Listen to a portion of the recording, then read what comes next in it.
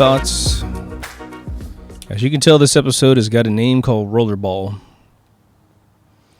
For those of you who have not seen the movie, which is probably most of you, it was created and published in 1975. It stars the incredible actor James Caan. My review of this that I was really proud of was in a cigar review show where I called it Real-Time Cigar Reviews. But the problem is, it's got a tiny market, and Deep Thoughts was hardly a blip on YouTube at the time. But it's a very important movie because I think it is the most accurate depiction of our future if we don't be really careful with it.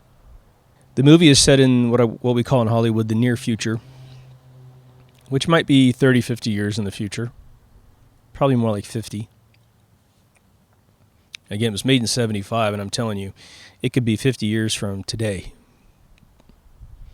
The world is different. There are no more countries. There are only corporations. So you balkanize the entire surface of the planet into corporations, which means instead of having borders that are countries, there are borders that are corporations, and corporations take care of, say, energy, and one takes care of food, and da-da-da. In this future, there is a game that they have created, a physical game that's sort of like roller derby. It's very formalized and very beautiful. And they actually built this amazing set for the film because obviously they didn't have special effects back in those days. I don't believe in the entire film there's anything that's a special effect. Everything is straight up in camera effects. And so if there's a stunt, that person did that stunt. So it's kind of nice to watch. But this game is called Rollerball. There are three groups to society. There is society, which is probably 99% of the population. Let's actually break it down. 98% of the population, let's say, are the citizens that work for the corporations. The corporations provide everything that you need. They also dictate the standards by which you say you need something. The film starts and it focuses on the Houston Corporation, which is the energy corporation. I can only assume it's one of many energy corporations, but Houston is known for energy. Their team color is Masonic orange.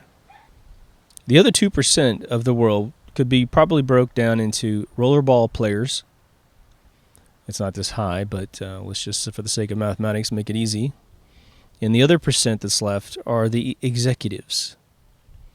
The executives are now the politicians because they decide the standards of the world, the services that will be provided, what you can and can't do in terms of the law. And it's far enough into this paradigm that they refer at one point to the corporate wars that were fought to create this future. It seems like everyone's happy. It really does. Except there's a few catches. It opens the film with one of the games being played. Jonathan E., played by James Caan, is the main character. He is the, I guess you could say, mid-30s badass who has been playing the game since his late teens, early 20s. No one really knows when you start. And he is ferocious. He can't be stopped. And, of course, it's a team, so it's played with all these guys. And he's a great team manager in terms of the key player. He's not really the manager of the team, but people look up to him. And the world knows that Jonathan E. is the best rollerballer that exists. So the game starts, and you sort of learn the rules. And again, it's a beautiful, beautifully orchestrated game where this big, giant steel ball comes out of a gun right at the perimeter edge of this round arena. And somehow it slows down enough that these players can grab it with this big, giant mitt. And the players are all outfitted in armor. It's not gross. It's not like, like armor suits today in video games. It's sort of like the old traditional football pads. It's kind of got football pads, and it kind of has catcher's pads from baseball. It's all kind of mixed together.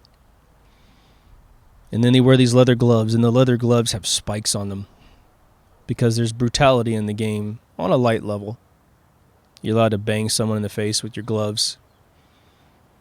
But the ball is captured by someone, the receiver, and it is carried to what you might call like the quarterback, which is what Jonathan E. is.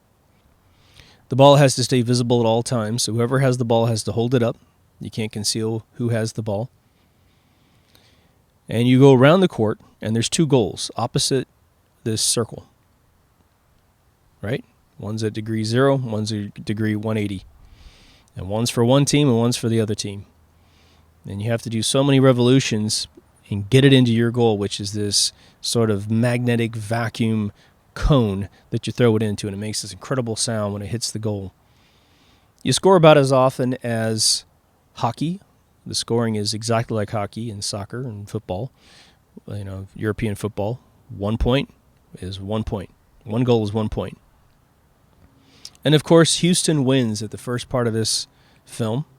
And yes, this is going to have spoilers, so I don't think you'll have any problem with the spoiler if you haven't seen the movie, because you may not. If you haven't seen it already, you're probably not likely to see it. So this may be the reason to go see it. But they go into the locker room, and they're all kind of getting cleaned up. Of course, they're very excited. And the old man who runs the Houston Corporation, who's merely the CEO, who answers to a board, he comes in there, and he starts to say some words of encouragement, tells them how they're all going to grow up and be incredible rollerballers. But then he reveals the fabric of society at the time in his monologue. He says, the executives run the world. But you know what executives dream about when they put their head down at night? They dream about being great rollerballers. And that's what you are. So you are something that we want to be, and we are something that you want to be, and we essentially run the world. Because this is the Titus Flavius Colosseum formula all over the world using rollerball to keep the people occupied. Seems to be the only sport that exists in this future. And the old man stops by Jonathan E. in front of the entire team and says, "I want you to come see me tomorrow."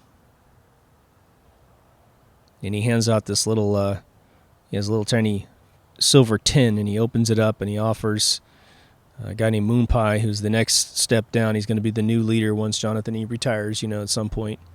And he offers them this little white pill, which is obviously some feel-good pill of the future, sort of Brave New World, Huxley formula. But he tells Jonathan, "Come to me tomorrow." He's like, "Oh, that's weird. Okay, sure." So the next day, Jonathan E. goes to meet the big man. And just prior to that, he goes home to his beautiful pad, which is all like he has hundreds of TVs in his house, because it's the future, and watches a weird video of some woman that you can tell he's mourning over her, and she's not there at his house. And very shortly after he gets done watching that, this new girl shows up, and you realize that the corporation, he says, "Did the corporation send you over?" And she's saying, "Yeah." And it kind of looks like the woman on the TV, but a little bit different, brunette gal. So that happens, and he goes and meets the old man at his palatial office in the middle of the day. And he walks in, and there's this hanging glass kind of sculpture in the room that he has to walk through, and he accidentally cuts his finger because he bumps it, and he tries to stop it, and he cuts his finger, which is absurd. But he sits down with the old man, and the old man says, "You've been incredible at this game. You're the best rollerballer the game has ever seen." He says, "Thank you very much, sir." And the old man says, "We've made a decision that it's time for you to retire." And he's like, "What? What are you talking about?" He says, "Well, you've had a good run." And very shortly after that, Jonathan is confused. He's like, "I don't get it. Why would you want me to retire? I'm still the best at what I do." And the old man reveals the fact that the game was designed to create the futility of individualism, that you have to work as a team to get anything done. And it's never supposed to reveal the theme of an individual rising up and becoming the best. And besides, He says the game is a barbaric, stupid game, and you should be glad to be getting out while you're on one piece anyway. But of course, this game is the only thing that Jonathan E's ever known. It's what he's great at. So he doesn't want to leave, right? So this sets it up in the first act, where the whole plot of this film is Jonathan E trying to figure out why on earth they'd want him to quit. And it seems to go in one ear and out the other that the old man said, you're not supposed to teach the individual power of a human being. You're supposed to show that it can't be done unless you're in the team. And even if you're in the team, eventually, usually, you get injured and you're out. But Jonathan's never been injured to the point he's been taken out of the game. So then the film goes into this brilliant 60 minutes of the character Jonathan E trying to figure out a couple things, which brings on reactions from other people. First thing he tries to do is try to figure out who the executives are, because for the first time in his life, he wants to know who they are because they're affecting him negatively. Up to that point, he's had everything he ever wanted. He developed skills for this game, got a palatial pad, huge estate. He's got horses. At one point, he had a wife, but she disappeared, which you learn about her a little bit later. He's got a new squeeze at home. She's good enough. Amazingly beautiful woman.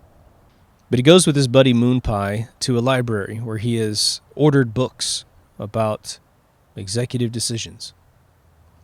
When he gets to the quote-unquote library in this beautiful architecture, and you have to understand, even though this is filmed in 1975, they found the most gorgeous skyscrapers and buildings ever built in the real world, and they filmed at all these locations. And so you really don't feel like you're in the past. It's amazing how this movie holds up nearly 40 years later, right? Used to be 42 years later, right? He arrives, and they tell him, which is the only actress in the whole film that doesn't do her lines very well, that there are no books, that the only thing that's actually been prepared for him are paraphrased excerpts of the books to make sure that essentially in a book-burning exercise of the future, you can't really find out anything. You only know what you're told. And so he sits there and he says, so you're really not a library, and you really don't have any books. I'm sorry. And as he's approaching this library and exiting the library, his buddy Moon Pie, who's this total playboy, really good-looking guy, he is enjoying all the women he gets from this event, from this institution he's a part of. He's kind of talking to Jonathan. He's like, well, why do you need to know this crap anyway? And he's like, because, man, they want me to quit. And he says, well, why don't you quit? Who cares? You got all the money you need, all the power you want. Just enjoy it. Enjoy your privileges. Privileges being essentially revealed as, because we're rollerballers, we get a separate level of privileges that the other society members don't have. Now, the entire film, there's no indication of the bad living that everyone else has. They look pretty happy. It's all 70s kids showing up at these events. So it looks pretty balanced. Again, it looks like there's some form of utopia in this future world, as long as you're working for a corporation, right? But Jonathan's not satisfied. He moves up through the ranks. He tries to talk to the manager of his team, Houston team. And he says, man, can you find out what the hell's going on? They want me to quit. And his manager kind of yells at him and says, why the fuck can't you just do what you're told, man? You know, this stuff's way over my head. I'm going to get in trouble just asking for more information. I don't want to get in trouble. So why don't you just take this pressure off my back and stop asking stupid questions? Life is good. Why do you have this need to be an individual? So Jonathan goes on after talking to his manager, and his manager tells him to basically do what he's told with much more force than his buddy, who was just basically saying, hey, enjoy what you got, baby. He goes off to Geneva, because Geneva is the single source of all information in the world in this new future. And he shows up at this kind of computer laboratory, which is really kind of funny if you look at it, that all the technology in this room is the state-of-the-art technology in 1975, with big drum discs and that kind of stuff. For those of you familiar with that, you'll get a good chuckle out of that. And he meets this old man. He's a very famous actor whose name escapes me at the moment. And the first thing the guy says is, well, he's very honored to be with a rollerballer because, again, there's prestige for rollerballers, seemingly more prestige than there is for scientists and professors in this new world where everything's already figured out. And their goal is to talk to the supercomputer at Geneva to get the answer to how executive decisions are made and who makes them. Who are these people? And I don't believe Jonathan reveals, but he doesn't reveal the fact that someone's asked him to quit. But the old man is an admirer of Jonathan, and as they're making their way to the supercomputer in this film, there's a very important little piece of the story, which for 1975, for me, is one of the most accurate predictions of what's probably going to happen if we don't take control of the world. And that is that he said this morning, someone misplaced the 12th century. Meaning whatever disc that had the 12th century records on it has gone missing. And he's not really that concerned. His whole thing is, well, it'll show up at some point. But that is amazing. We've had these moments in history where book burning has occurred. The game Assassin's Creed, the very first version of Assassin's Creed, had a part in the storyline where you are the main character trying to stop a guy from burning all the books. And you enter the city where there's piles of books burning in every corner of the cobble streets. But they get to the supercomputer, which is actually brilliantly designed for 1975. And you have to understand, in 1975, for those of you who missed it, and I was barely conscious at this time, we didn't have personal computers in people's homes. And in my recollection in the film, there is no real sense of a personal computer in this entire film. And if you had corporations taking over the world, I guarantee you there wouldn't be. There'd be mainframes. Back in the day, there was something called mainframes, and you usually had to work for a corporation to get access to one, or a university. But the way that it works is sort of the way the cloud's working today. Central computer somewhere, and you have what's called a terminal. And a terminal had barely any processor power in it at all. All it did was it talked out of a serial cable, wire, to the mainframe, and you logged into it, and then you essentially had text sent to your terminal. A lot of universities are this way with their copies of Windows. They have like 4,000 computers in a university at every desk, and it's Windows, but Windows checks in with a central computer, and it basically builds your instance of Windows for every user, so you're essentially controlled by the central computer.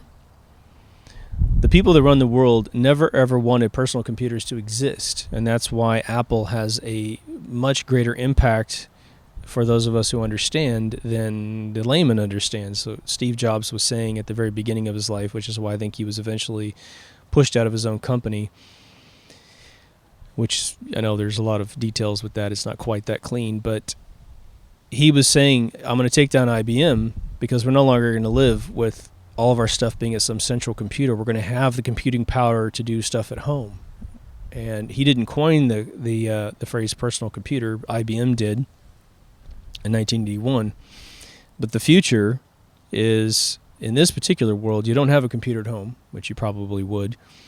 But he gets in, and this computer is a square column where it has a perforated enclosure, like holes, all the equal size and equal distribution and some checker pattern.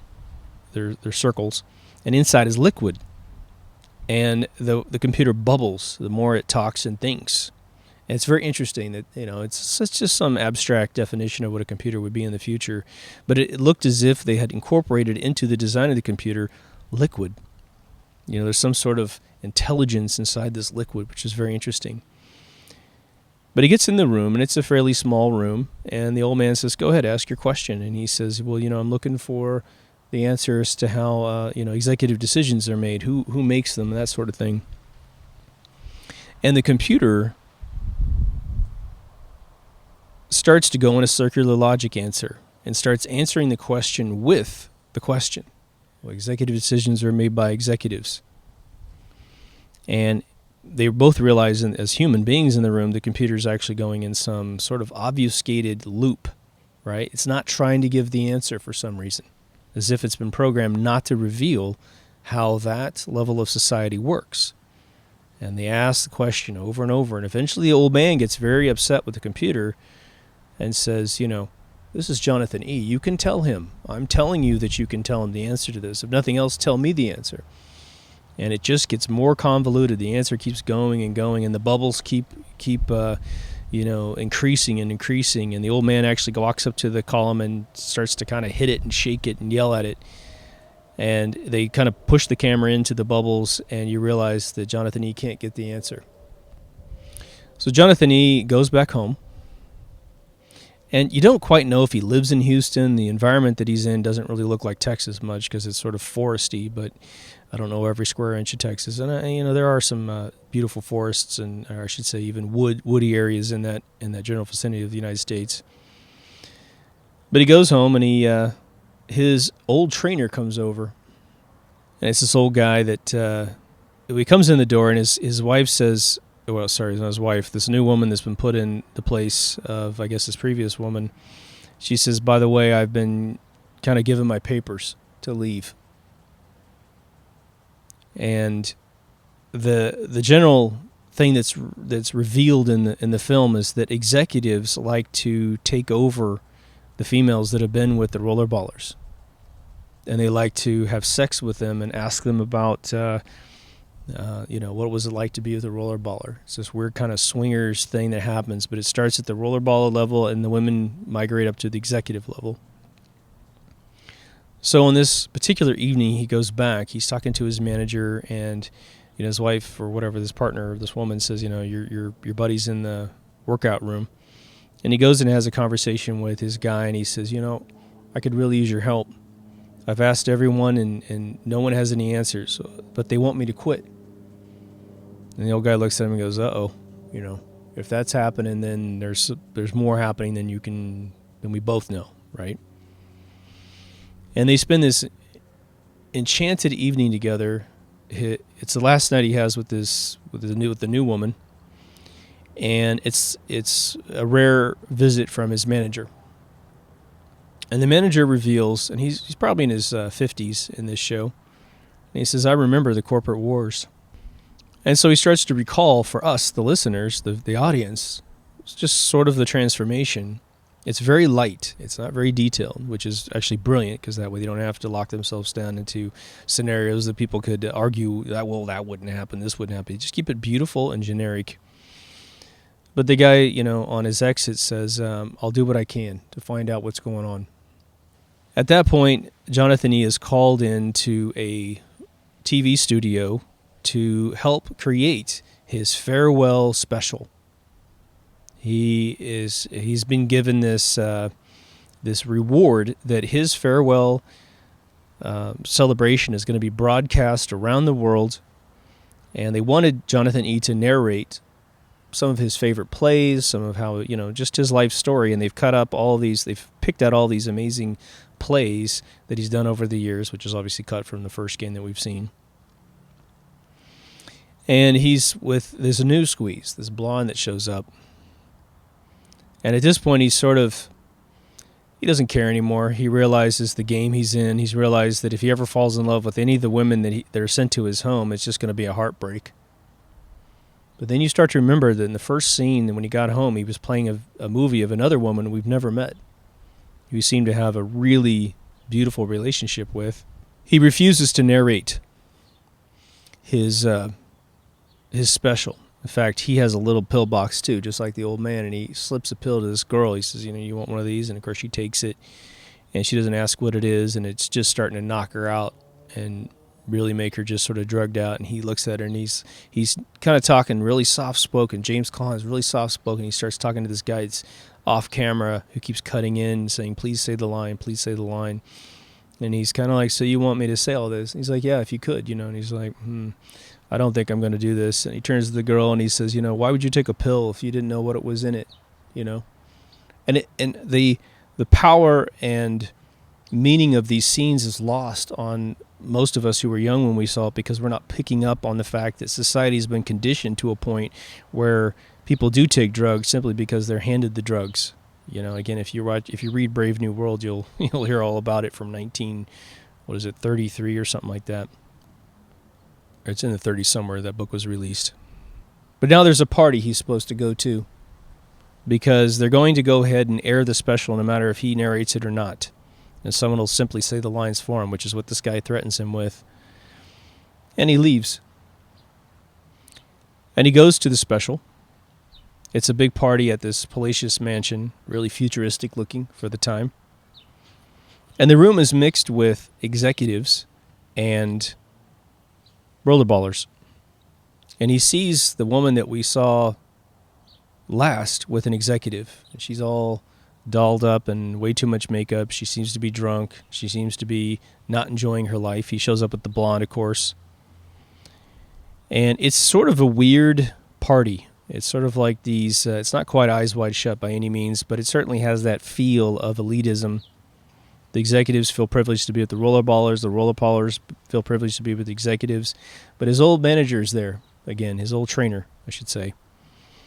And he pulls him into a room, and he starts to have the conversation. They turn up the music really, really loud in the room so no one can listen to what they're saying, and they put their mouths really close to their ears.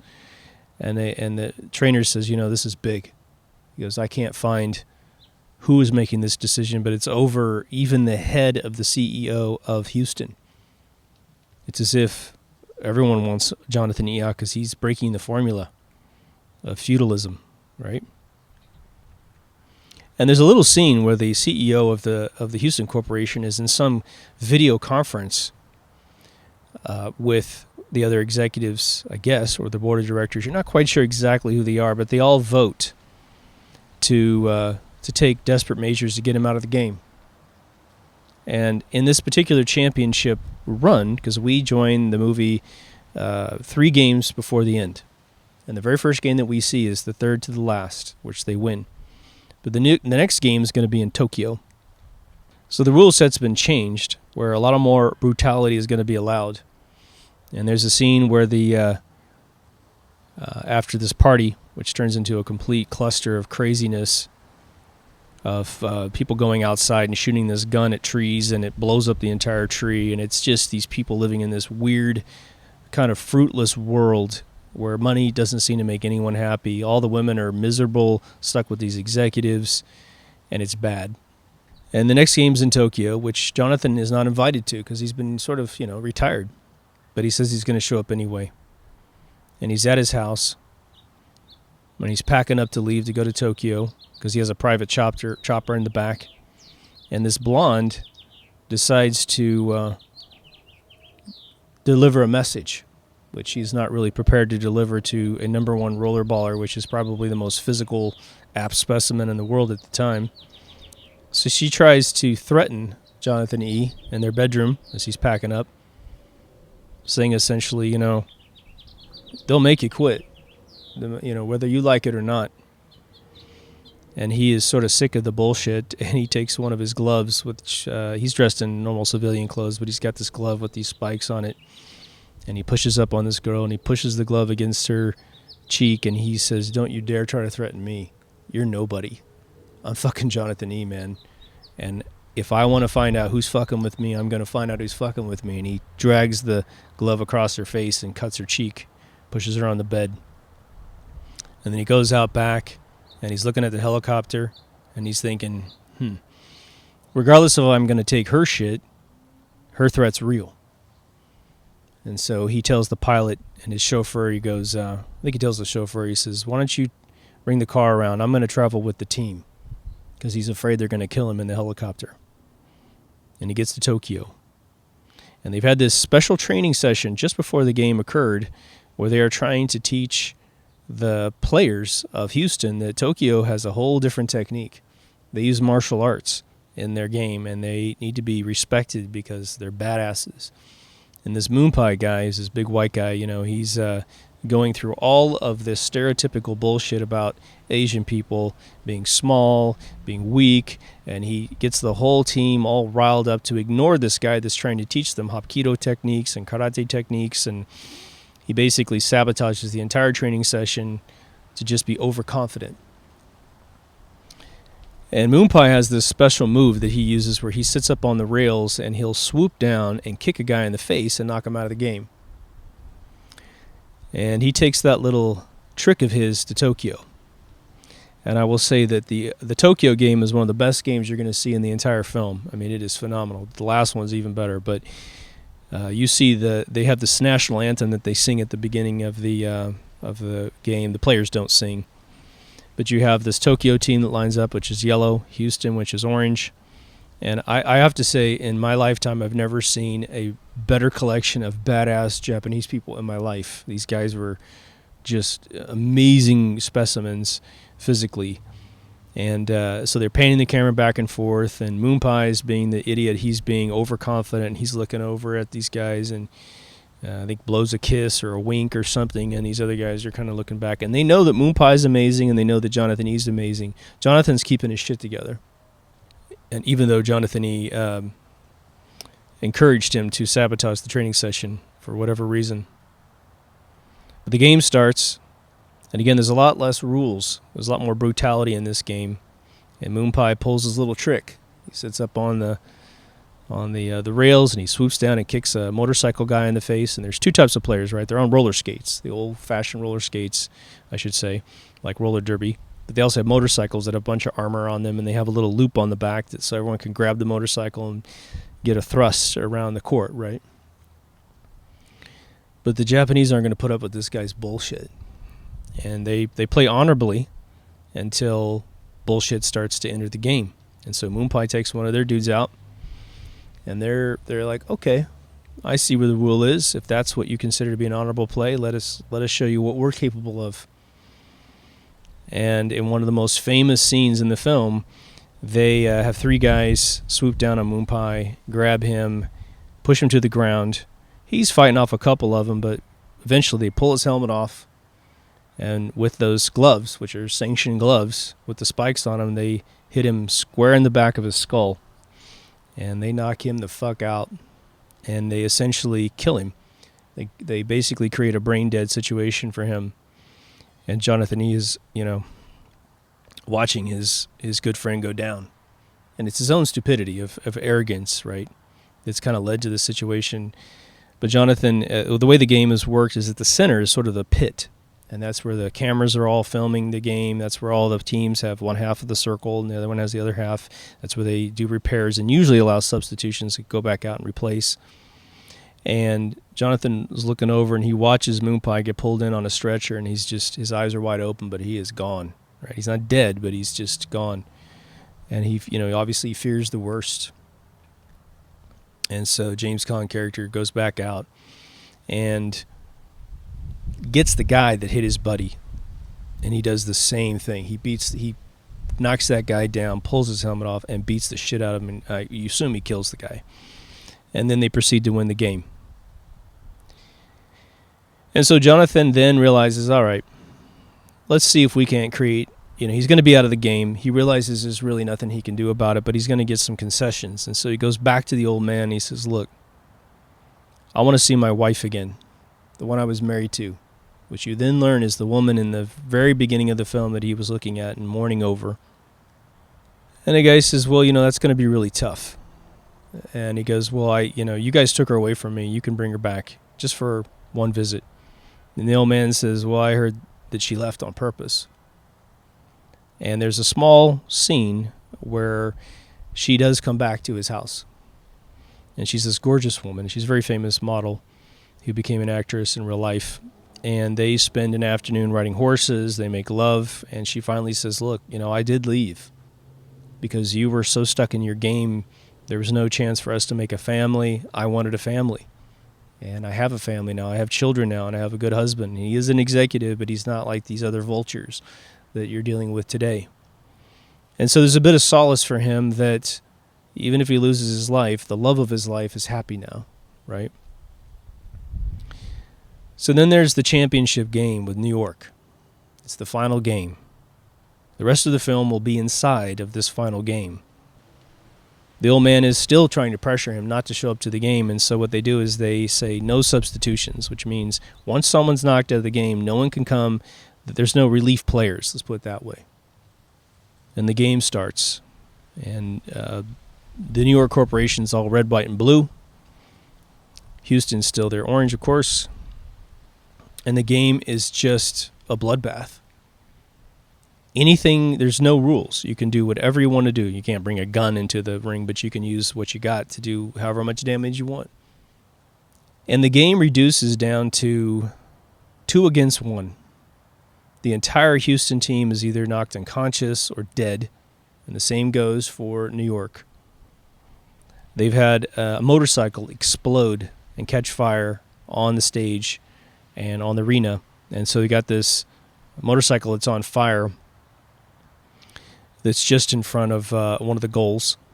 You have a motorcycle left and a guy on roller skates left. So it's Jonathan 2 against 1. And there's this incredible play that I'll just let you watch the film, but they attempt to take him out with some special moves that they have, and Jonathan is victorious. And I think it's like something like 1-1 or 1-0, 0-0 or something, but they need one more point for Houston to win or New York to win. So it's a tied game.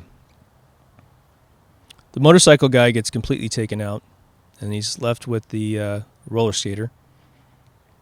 And he is able to subdue this guy. He pulls the guy's, I think he gets his helmet off, or maybe he doesn't get his helmet off, but he's got the ball in his hand, and the ball is a weapon if you want to use it. You can slam someone in the face with the ball, right? And it's this big, gigantic iron ball, right? It's like polished chrome, you know? And he has one of these famous scenes, although this is 75, so it's a fairly new arc for movies at the time, especially in a science fiction sense, but he's got this ball cocked back in his arm, and he's got this guy on the ground, and he's got this choice to slam the dude in the face and kill him, because it's going to be legal. You can totally kill this guy. And of course, as a hero does, he realizes the futility of what he's doing. He realizes what the old man told him at the beginning of the film, which was, it's supposed to prove the futility of the individual. And if he kills this guy, he's basically blowing out his candle, and he's given in to the formula that even this guy on the ground is an individual. If I leave him alone, he gets to remain an individual. And even though he's going to lose the game, he lives another day, which is important. So Jonathan, at this point, he is tattered. His jersey is ripped out, his shoulder pads hanging out, and they wear these motorcycle helmets. And he skates around, gets up to the goal, and it's a slanted surface, right? So he's got to kind of use the stopper of his skate. He gets up to the goal, and the goal is as Houston's goal, and because the owners sit right behind the goal, right? Because they want to see the victory for their team, so you sit behind their goal, just like home plate has a lot of expensive tickets behind it for baseball. He's got the old man staring right at him. And he goes up to the goal, and he shoves the ball in, and there's just, you could hear a pin drop in this room, right? The place is full of probably 1,000 people, if not 2,000 people watching this game. And up to that point, they've been yelling and screaming so much you couldn't hear someone yelling in your ear, right? But he puts the ball in there, and he looks to the left of this goal, and there's the old man who's pissed off. The old man's pissed off he's there. He's pissed off that Jonathan has won, even though it's his corporation. It's his team. And then he sort of peels off the old man's eye contact, and he just starts skating. He just starts skating in a circle around this totally fucked up course, right? There's bodies on the arena. There's a burning motorcycle. He's kind of going up and down, and he's skating in this circle really slow. And the stadium, the people in the audience start to say his name, very, very whispery, right? Jonathan. And that keeps building and building until everyone in the room is screaming his name. And the manager that told him to just fucking do what he's told to do starts screaming his name. His trainer's there. He starts screaming his name. And all these people know that if they go on the side of Jonathan, they may be fired the next day. The old man, pissed off, stands up and storms out, and a couple of his yes men follow him, but most of it's just him. And this whole fucking place is screaming Jonathan's name. And what's important about this film, and what should give you goosebumps and a big lump in your throat when you see this scene, is that the individual won. Jonathan beat the executives. Jonathan beat the corporate bullshit of the future. And because this game is being broadcast around the world, it's just like the Obsolete Man episode of Twilight Zone. In that broadcast, he's teaching the entire world, you can be a hero like me as long as you don't put up with bullshit, right? The very last frame of the film is a freeze frame of James Caan coming right at the camera. It is probably one of the best in-camera freeze frames you've ever seen in your life. The whole place is screaming his name, and they've been using Toccata and Fugen from Bach to open the film, and they close it with Toccata and Fugen, and it is amazing. And what's really crazy about it is that I've seen this movie, I think without exaggeration, 30 to 50 times, somewhere in there in my lifetime. I've seen it. I used to watch it once a year as a ritual, but I've definitely seen it, multiple times in a single year. But as I woke up, in the early part of the 21st century, about 2005, where I really started super waking up. 2003 was my first wake-up call. I watched this movie again, and it meant something completely different to me. It went from being this trivial, sort of fun science fiction film as a child to sort of a cautionary tale of what the future can be like if we don't watch out. I have an episode on corporatism, and I believe I mentioned this episode a little bit in that episode way back in season 1, which no one's watching.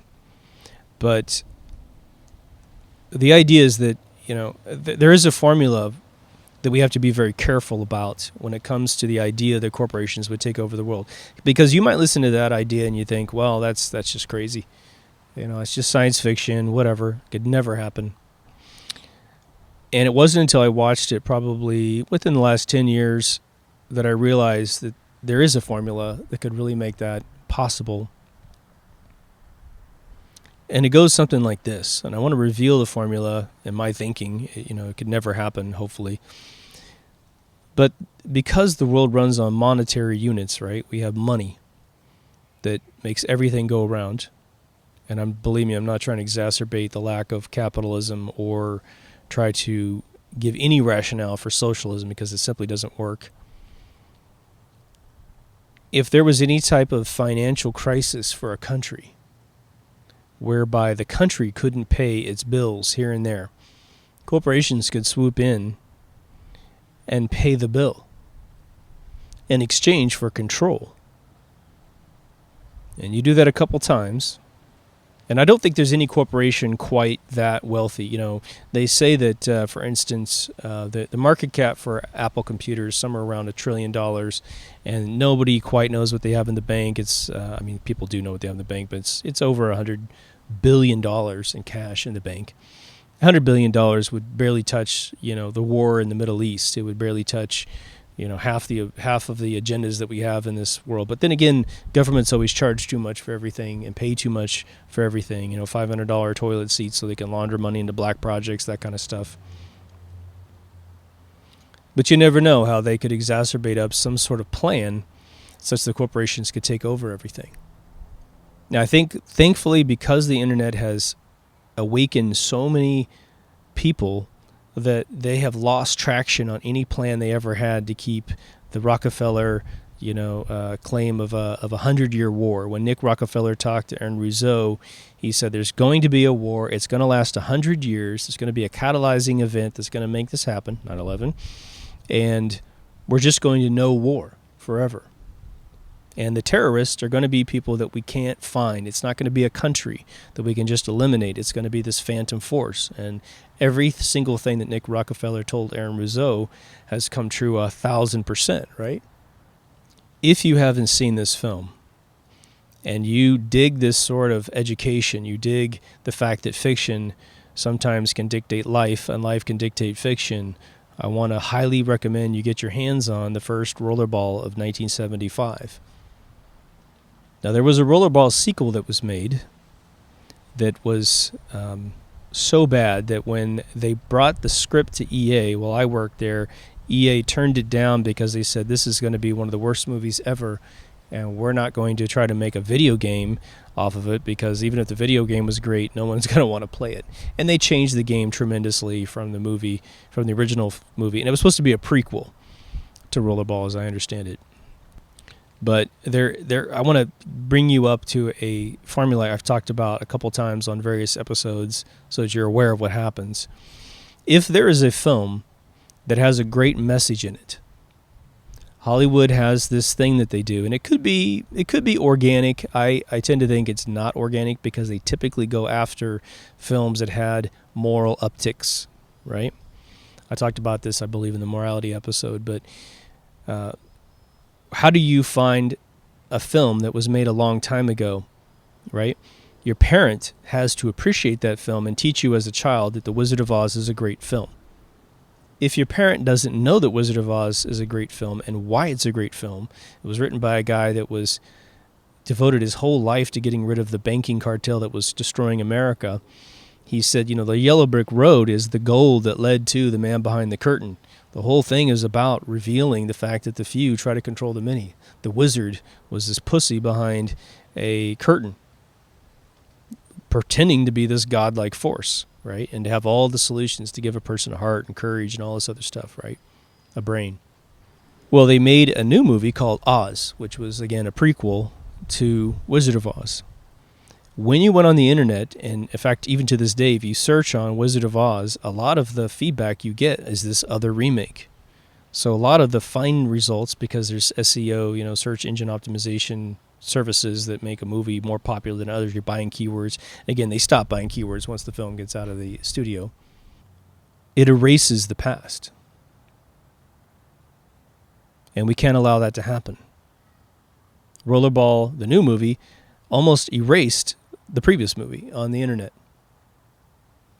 Willy Wonka's Chocolate Factory. They erased the moral uptick. This guy who's Slugworth, who's trying to get the kid to sabotage the factory. At the very end of the movie, the big turn is that the kid turns in his everlasting gobstopper back to Willy Wonka, and he says, "So shines a good deed in a weary world." He won the entire factory because he showed he had the morality not to steal. That was totally erased in Tim Burton's remake. How many people are going to go back and watch the old one from Gen Z and Gen Y and get the moral uptick? How many of those kids are going to teach the old movie to their kids? I'm going to guess almost none of them, because they don't know it exists. So the same thing goes for Rollerball. Go see it. Tell me what you think. If you've seen it, weigh in. But if you have seen it and you haven't seen it recently, I suggest rewatch it before you comment. So it'll be a much better experience for you. I just wanted to make this episode one more time, get it into the Deep Thoughts. DeepThoughtsRadio.com for all the feeds. There's video if you want. If you're on audio, there's audio if you're on video. It's also on vid.me, and it's on iTunes. Thanks for making it this far. Hope you felt me. Take care of yourself and someone else, and I'll see you in the next Deep Thoughts. Over now.